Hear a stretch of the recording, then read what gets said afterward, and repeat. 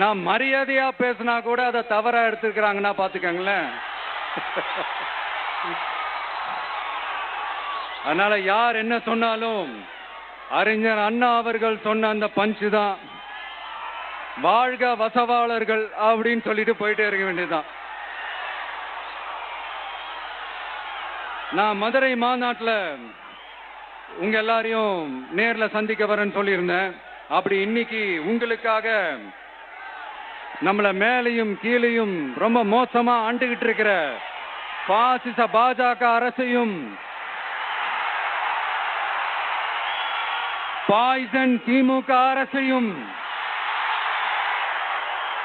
கேள்வி கேட்கறதுக்காக வந்திருக்கிறேன்.